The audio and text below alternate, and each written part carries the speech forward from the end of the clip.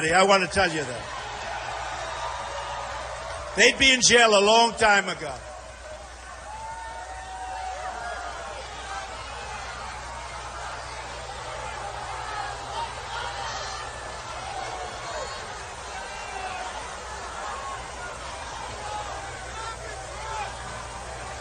You really say, what are they doing? But they're here representing Hillary Clinton because, frankly,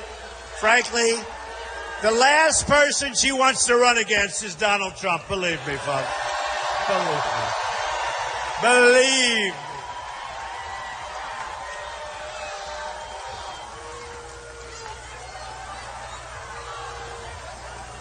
I hate to have them arrested. You know, we have this hall. This is our hall. And we could have them arrested. Really, they're trespassing. You do that, you ruin their lives. Who wants to do it, right? Who wants to do it? You ruin their lives. But get them out.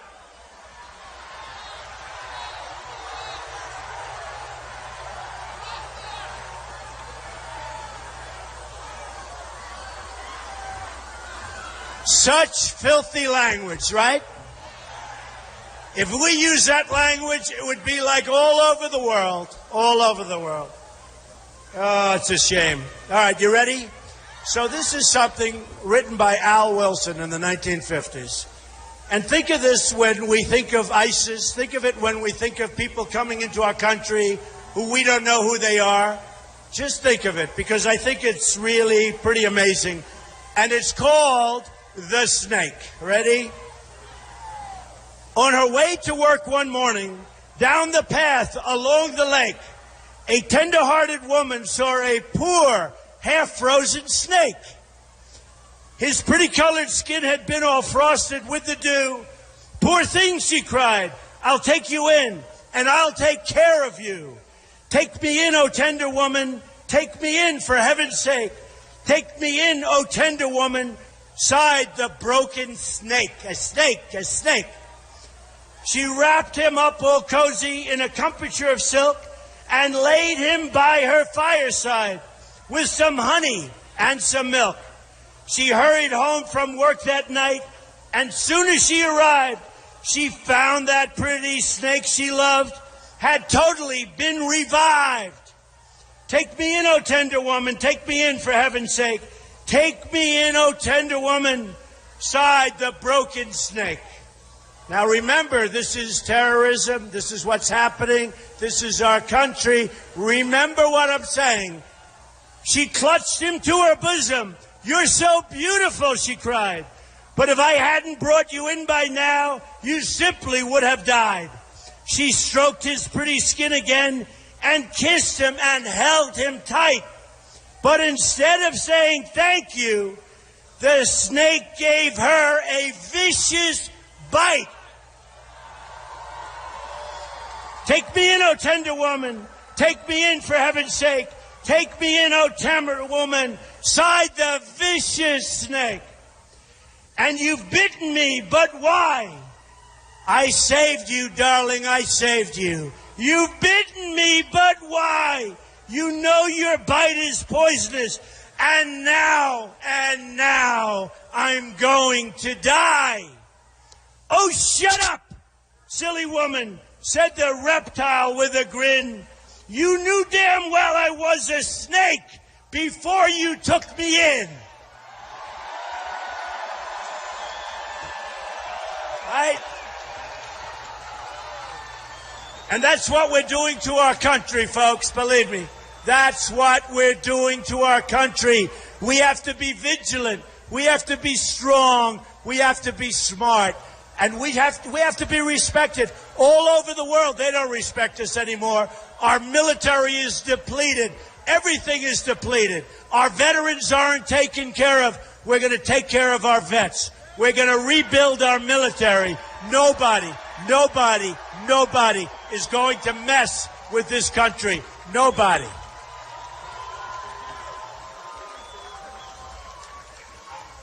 So when I started this quest, and believe me, it takes guts to run for president. I've always heard if you're a successful person, you can't run for president. And I said, I don't know. I'm looking at it. And by the way, we've done pretty well. We're leading every single poll. Every single poll. Remember when these characters in the back, they said, Donald Trump has just hit 11. He's plateaued. Nobody's going to vote beyond that. Then the next week we hit 16. Then we hit 19. Then we hit 24. Then we hit 32. Well, now we're hitting 53. Now we're in the 40s and the 50s. Remember this. When they were saying that, I had 17 people. We had 17 people. So when we're at 24 with 17 people, that's like, what is that, 75 or 80 or something? So now we're down to 2 left for me, 2 left. I call them the leftovers, right? 2 left. We have 2 people left. You have Lion Ted Cruz. He's a liar. Lion. He's a liar. Lion Ted Cruz. He holds that Bible high. That's why the Mormons are not going to give Ted Cruz a victory. Because the Mormons like people that don't lie. You have Lion Ted Cruz. He holds that Bible high, he puts it down, and then he lies. Now, he wasn't born in our country. He lived in Canada for 4 years. He was a Canadian citizen 18 months ago, and he was a U.S. citizen.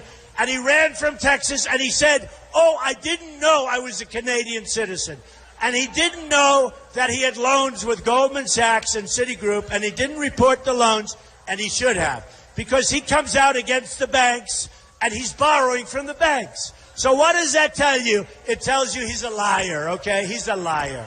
He really is. So I say Salt Lake City and the Mormons will not vote for him, and I may be wrong, but they don't like liars, and I can guarantee you, in Arizona, we don't like liars, okay?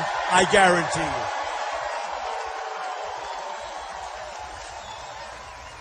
So Ted and Kasich, I don't think Kasich's a factor here, but we'll say it anyway, they're bad on immigration, very weak. They're bad on a lot of things. Kasich approved NAFTA. NAFTA is the group that took your business away. That was one of the worst trade deals ever. Kasich approved it. Right now, Kasich and Cruz are voting for TPP, which is going to be worse than NAFTA. So here's the story, folks. I will do a great job. I will work for you. I'm self-funding my campaign. It's being self-funded. I'm not taking hundreds of millions of dollars from all of these guys, and once you take the money, they own you. They own you 100%. I'm working for you, and I'm working for you. I'm working for you, folks. And I did this, and I didn't need this. I said, sometimes I say, what am I doing? What am I doing? But you know what? The country has been so good to me. It's been great. My business is phenomenal. I put in papers almost 100 pages long. One of the great private businesses in the country. Oh, and they would have loved it if it wasn't. Would they have had a field day? One of the great, great private businesses. Some of the greatest assets in the world. Very low debt. Great cash flow. And I say it only for one reason. That's the mentality we need in this country, at least for a while. We got to have it. We've got to straighten out our country. We owe $19 trillion in debt. The $19 trillion is going up to $21 trillion. We've got to straighten it out. Trade with China, trade with Japan, trade with Vietnam and India and Mexico. We lose everywhere. I have the greatest business people in the world. They've endorsed me. Carl Icahn, you know. Many of the great business leaders, they are the greatest business people in the world. They will negotiate our deals, folks. No more political hacks that don't know what they're doing. They don't know what they're doing. We're getting rid of the political hacks. We're going to have the greatest negotiators in the world, people that studied religiously the art of the deal, right? That's what we have.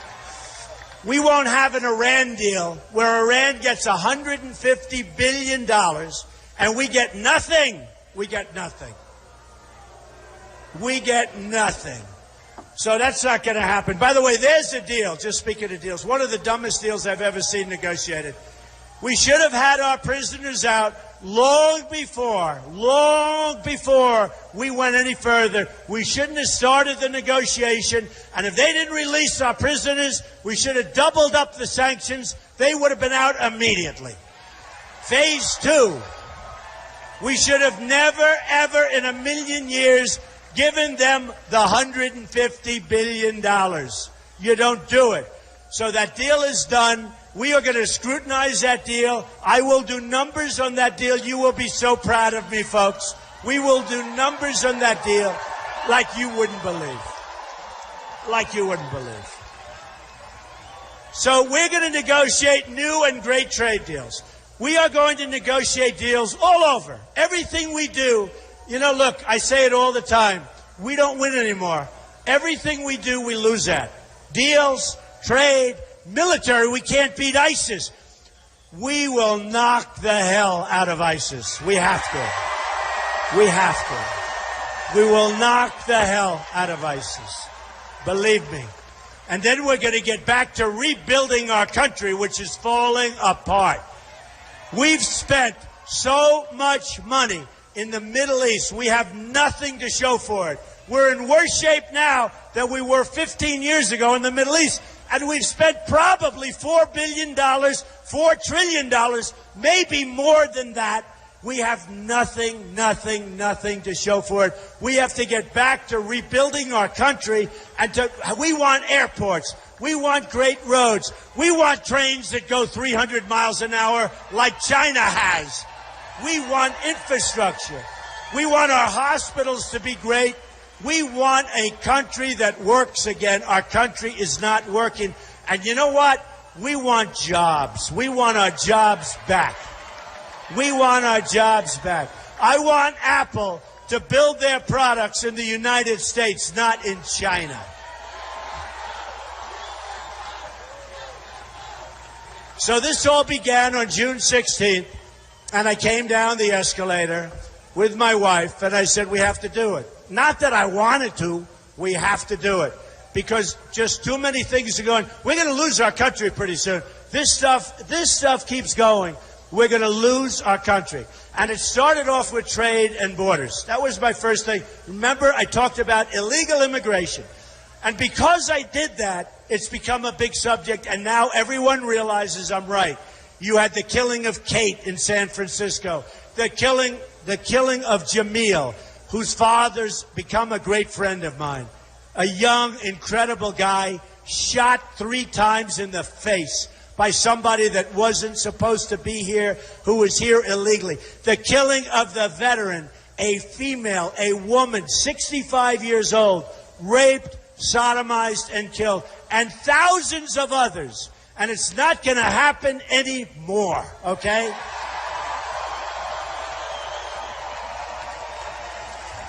And by the way, we're getting rid of these ridiculous sanctuary cities, which are disgraceful.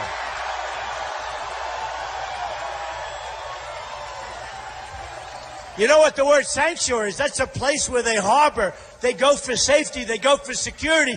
Criminals go to these sanctuary cities, and you practically can't do anything about it. It's over for sanctuary cities, folks. Over.